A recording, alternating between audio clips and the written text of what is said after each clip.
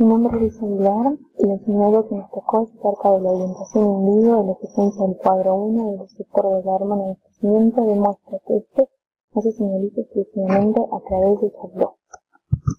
Para entender mejor este seminario, estudiamos lo que es el mecanismo de acción de la hormona de crecimiento humano. La hormona de crecimiento humano es una hormona proteica que está compuesta por lo que son 191 aminoácidos y está producida por las células somatotropas y se parte de lo que se le dice hipotálamo, hipófisis diana. Las hipófisis dianas son el hígado, el pito y el músculo. El hígado se llama diana porque produce lo que es el factor de crecimiento insulínico de tipo 1. Y en el hipotálamo la GH va a estar sometida a lo que es un control doble. Entonces, la GH para ser secretada y para que se dé su síntesis, ella es estimulada a través de una hormona que es la hormona GHRH, que es la hormona liberadora de la hormona de crecimiento, que es producida a nivel del hipotálamo, en lo que se produce todo el tiempo. La hormona GHRH va a ser secretada por el hipotálamo y va a actuar a nivel de lo que es la hipófisis. Se va a unir a su receptor, al receptor de GHRH, y va a actuar a nivel de la hipófisis, estimulando lo que es la síntesis de la secreción de GH.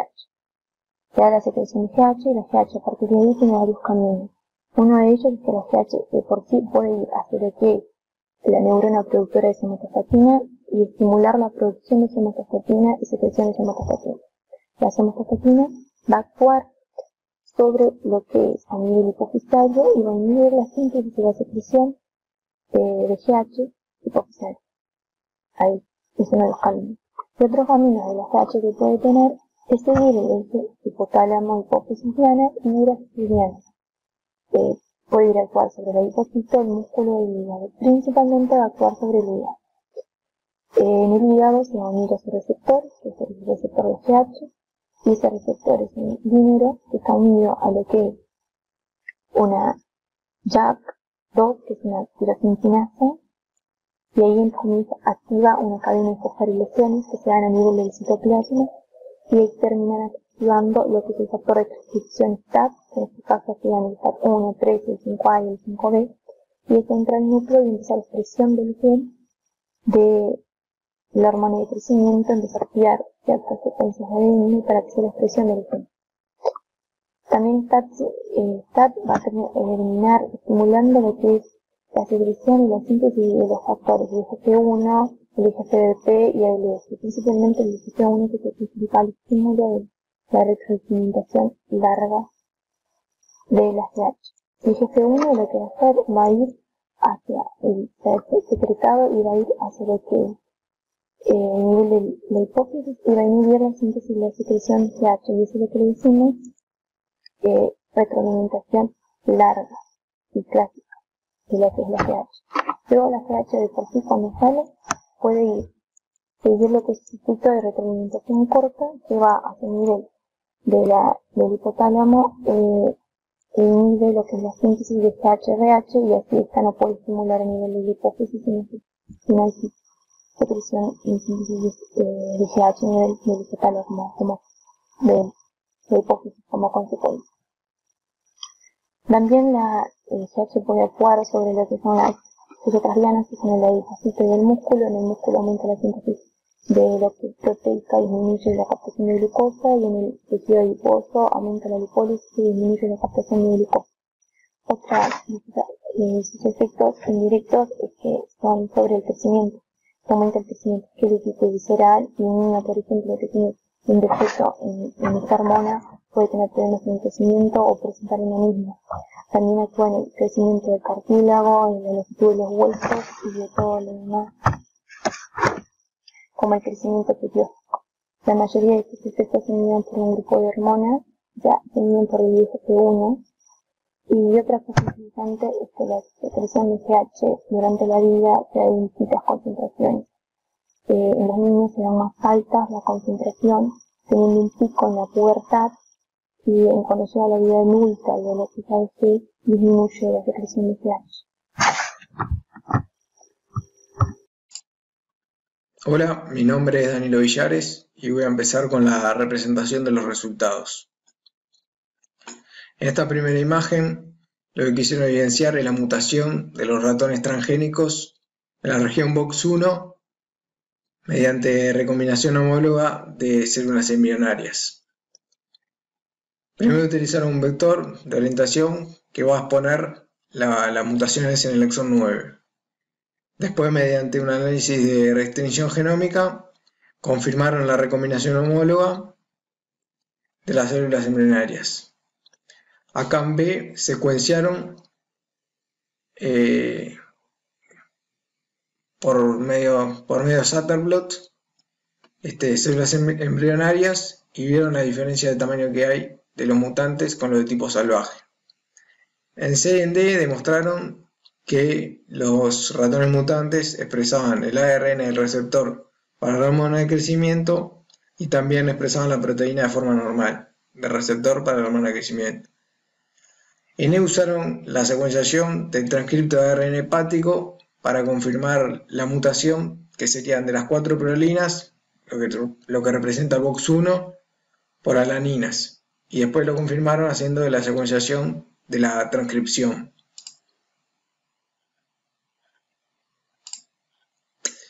Otros resultados que obtuvieron fueron más que nada fenotípicos, de la tasa de crecimiento postnatal y el peso de los órganos. Estas dos imágenes son recientes del nacimiento, tanto machos como hembras. En A y C se ve que en el nacimiento los ratones mutantes son un poco más chicos que los de tipo salvaje. Después acá representaron el peso en función de los días a partir del 10º día de nacimiento, y se ve que los ratones en los primeros días de nacimiento no mostraban tantas diferencias en el peso, pero después, a los 2 meses, los ratones mutantes homocigotos tienen más o menos la mitad del peso de los de tipo salvaje. Y los heterocigotos tienen una tendencia bastante similar a los de tipo salvaje, pero igual ya a los 2 meses se ve que hay cierta diferencia en el peso. En E, lo que se hace a los 60 días de nacimiento es que le toman el peso de los órganos y lo normalizan con el peso corporal, lo que se llama una comparación alométrica. Y vieron que tanto el peso del hígado como el de las grasas de las almohadillas ependimarias disminuyó en los mutantes, y el peso del cerebro de los mutantes en comparación con su peso corporal vieron que es demasiado desproporcionado. Después en F hicieron un análisis por absorciometría de rayos X para la composición de grasa corporal, y vieron que la grasa corporal en los mutantes es tendiente a la obesidad con respecto a los de tipo salvaje. En G y en H cuantificaron los tejidos, los depósitos de tejido adiposo, tanto ependimarios como renal, que vendría a ser retroperitoneal. Ependimario vendría a ser el tejido adiposo visceral, o almohadilla de tejido adiposo ependimarios, y subcutáneos, el tejido adiposo subcutáneo. Vieron que en el tejido adiposo ependimario, los depósitos de tejido adiposo ependimario, tanto a los 4 meses en G como a los 13 meses en H, disminuyó. El depósito de tejido adiposo retroperitoneal no tuvo diferencias, pero la diferencia más grande es que en los mutantes aumentó los depósitos de tejido adiposo subcutáneo de los 4 meses a los 13 meses de edad, y también en comparación con los de tipo salvaje. Otro de los resultados también que tuvieron es con respecto al eje de la hormona de crecimiento con el factor de crecimiento insulínico. Vieron que los mutantes no expresaban el ARN del IGF-1, por lo tanto los niveles séricos de IGF-1 disminuyeron, y como la IGF-1 ejerce una retroalimentación negativa en la GH, en la hormona de crecimiento, en los mutantes la GH aumentó mucho. La GH circulante, ¿no? Y también la expresión de la proteína IGF-BP3, que es una proteína de transporte de la IGF, está ausente en los ratones mutantes. También en E, como la EGF ejerce funciones en el crecimiento óseo, en el metabolismo, vieron que en los mutantes disminuyó mucho, como se ve acá, el crecimiento óseo en los huesos largos, en el fémur y en la tibia. Y en F vieron que la expresión de MUC, que es una furormona de origen hepático, estaba ausente en los ratones mutantes, y eso tiene relación con que está inactivo la vía de señalización de JAK2 y STAT5. Hola, soy Denise Matton y yo voy a continuar la sección de resultados. Señalización por GHR VOX1 en ratones homocigotos. Bueno, el principal objetivo de los investigadores en este estudio fue determinar el efecto de la eliminación de la activación de JAK2 en la señalización del receptor de la hormona de crecimiento en vivo. Los investigadores, al eliminar esta activación de JAK2, también eliminaron la fosforilación de los principales efectores de la estimulación de la hormona de crecimiento, que son JAK2, STAT3 y 5 y RK1 y 2. El estudio consistió en una inyección de hormona de crecimiento bovina en ratones de 19 días de edad que presentaban baja secreción endógena de hormona de crecimiento. Para eso, los investigadores usaron a estos ratones mutados a la secuencia VOX1 y a ratones normales. Después de la inyección de hormona de crecimiento bovina en los ratones normales, estos mostraron una respuesta normal de fosforilación de tirosina JAK2 y de STAT5.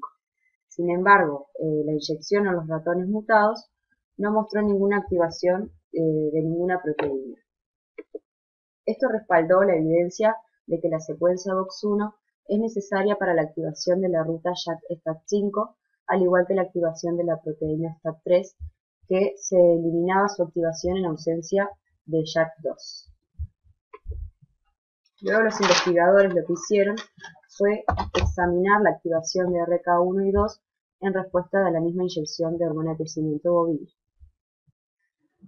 Luego de 15 minutos luego de la inyección, ellos utilizaron los mismos ratones y vieron que en los ratones mutados había un nivel basal elevado de activación de RK1 y 2, en diferencia a los ratones normales. Aunque esto no tuvo significación estadística, llevó a los investigadores a buscar potenciales quinasa aguas arriba que pudieran ser responsables y encontraron que la quinasa SRC se activó en los ratones mutados al igual que en los ratones normales. Acá vemos en las gráficas lo que hicieron los investigadores y vemos la activación de la proteína JAK2 luego de la estimulación de hormona de crecimiento. Los ratones representados con las barras negras son los ratones normales y los representados con las barras rayadas son los ratones mutados en la secuencia VOX. Y vemos la diferencia en la activación de las proteínas. Vemos cómo en los ratones mutados, luego de la aplicación de la hormona de crecimiento, no hay activación de la proteína. Le vemos lo mismo con STAT5. Vemos que no hay activación de la proteína luego de la estimulación de la hormona de crecimiento, en comparación a lo que sucede con los ratones normales, que luego de la inyección presentaban activación de STAT5. Bueno, acá vemos el nivel de fosforilación de la tirosina JAK2. Vemos que está ausente en los ratones mutados, lo mismo que sucede acá con la proteína STAT5. Acá vemos un poco lo mismo con diferentes proteínas que son STAT3 y AKT. Vemos que tras la estimulación por hormona de crecimiento, la diferencia es muy poca en comparación con lo que sucede con los ratones normales. Sin embargo, con esta proteína RK1 y 2, en los ratones mutados, luego de la inyección presentaban gran activación de esta proteína, lo mismo que sucedía con la tirosina SRC. Luego de la inyección y estimulación de hormona de crecimiento, hay activación de la proteína. Lo mismo presenciamos acá en el nivel de fosforilación. Vemos que hay nivel de fosforilación de SRC. Perfil de transcripción de los ratones transgénicos GHR. En este estudio, los investigadores lo que hicieron fue comparar la expresión de varios factores de transcripción en ratones normales de 4 meses de edad con los ratones mutados. Esto les posibilitó poder fraccionar genes cuya regulación estaba dada por STAT5, JAK2, SRC y RK. Aquí en un diagrama de Venn, ellos pudieron separar los diferentes genes regulados por las diferentes vías de señalización según los tipos de ratones. Utilizaron ratones mutados y los ratones normales y vieron que de los 90 genes hepáticos que eran regulados por la hormona de crecimiento, vieron que la gran mayoría de genes, los 47 genes que se presentan acá, estaban regulados por la parte distal del receptor donde se origina la señalización de STAT5. 24 era regulado por JAK2 y 13 genes eran regulados por la señalización de SRC y EPK por el receptor de la hormona de crecimiento. Discusión. En la discusión vamos a abordar 4 puntos importantes que son el factor de transcripción llamado STAT5, la alteración de los depósitos de grasa, la pérdida de la activación de IGF-1 y la activación de la vía alternativa SFK. Bien, como punto 1, los investigadores lograron grandes hallazgos como la importante función de la tirosina quinasa JAK2 sobre la expresión del factor de crecimiento, principalmente por su acción en la actividad, al activar el factor de transcripción llamado STAT5. La tirosina quinasa JAK2 vemos que genera toda una vía para activar el factor de transcripción STAT5. Bien, entonces, ¿qué hicieron los investigadores? Los investigadores realizaron diferentes mutaciones en ratones en diferentes segmentos de los receptores de la hormona de crecimiento.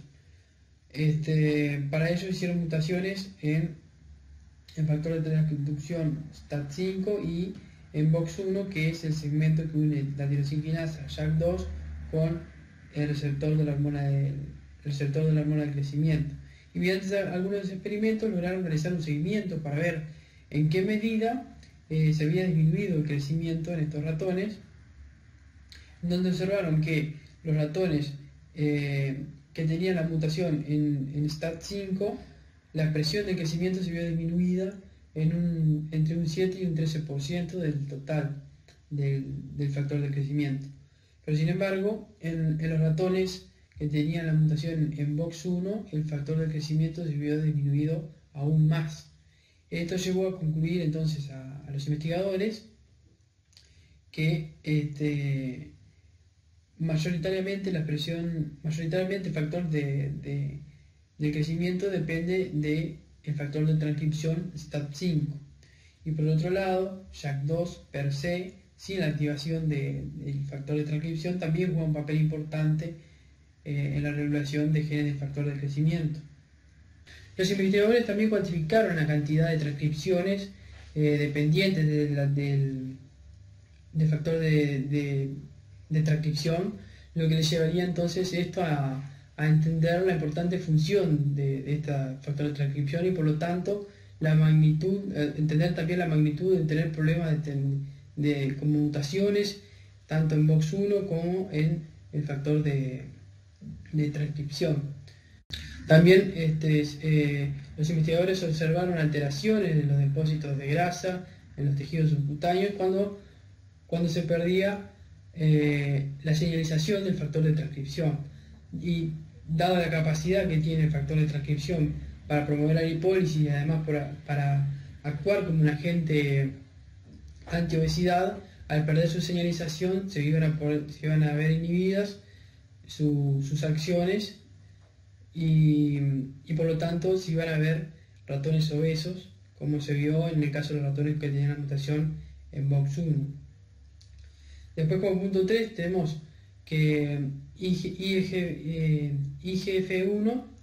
es un factor del crecimiento insulínico que es regulado por el factor también por el factor de transcripción llamado STAT5. Esto ellos lo averiguaron trabajando con ratones que presentaban mutaciones en VOX1 y vieron que en ellos IGF-1 estaba disminuido, pero sin embargo en los ratones homólogos que no tienen mutado del segmento VOX1 también está disminuido. Entonces este experimento llevó a afirmar a los investigadores que IGF-1 es dependencia de la activación del factor de transcripción STAT5.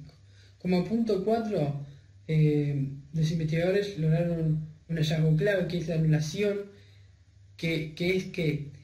la anulación de la tirosina quinasa JAK2 por la hormona del crecimiento no bloquea su capacidad de activar otro tipo de vías, otro tipo de quinasas, como por ejemplo la SFK, que genera la activación de otro tipo de factor de transcripción que se llama ERK. Cuando la tirosina quinasa JAK2 se ve inhibida, la SFK entonces actúa como una vía alternativa que, como dijimos, va a activar el factor de transcripción ERK, aunque JAK2 esté inactivado y por lo tanto aunque STAT5 también esté inactivado. Esta vía entonces se activa por una familia de quinasas JAK y familia de quinasas SRC que también están unidas al receptor de la hormona del crecimiento. Esta vía tiene un 27% del total de genes, o sea que estamos hablando de aproximadamente 23 genes del receptor de la hormona del crecimiento, cuyos genes están relacionados con actividad GTPasa, con regulaciones enzimáticas, así como también otras transcripciones hepáticas.